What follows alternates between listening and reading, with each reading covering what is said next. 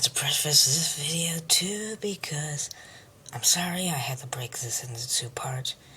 The other part just wouldn't load because I didn't have enough storage, but that's all fixed now. So, I'll start a little behind where I left off. Thank you. On May 12th, I was officially released from room 104. I would walk with a limp most likely for the rest of my life. Every other day I would visit Mason. Each time I would leave, we would take a picture together. Over the months I would compare our first picture and our most recent ones to see how he was deteriorating. It was heartbreaking. August 17th was the first time I lost him. Overnight, a high fever had broken out and his heart stopped for 4.5 minutes. Those were the worst minutes of my life. I sat outside the room in an uncomfortable plastic chair, watching the nurses. I knew all too well, scrambling back and forth, attempting to save his fragile life. I didn't leave his side until he squeezed my hand,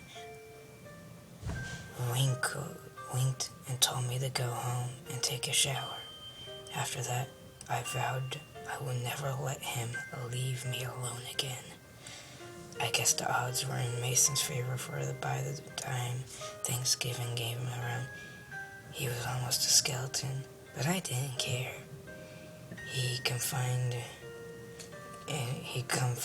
me that night, attempting the fact that his time was almost up and promising to wait for me on the other side. I begged him not to go, but he just slightly shook his head, rubbed soft circles into my back. He wasn't going to survive till Christmas.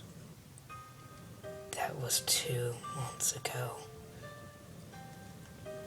No longer able to bear to see him hooked up to all sorts of machines, we decided to steal away in the night together.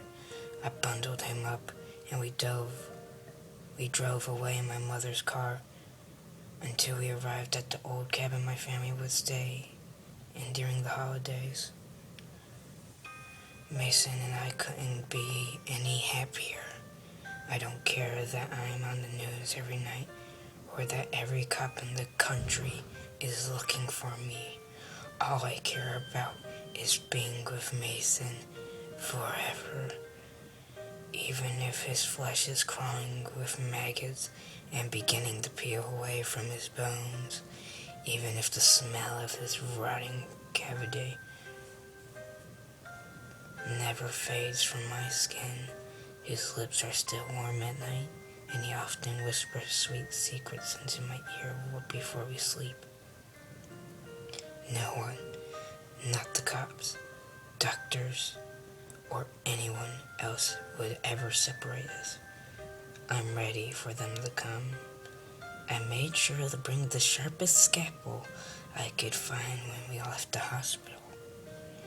But until then, I lay in Mason's arms, or at least what I think were once his appendages, and we'll talk all night until he takes me away.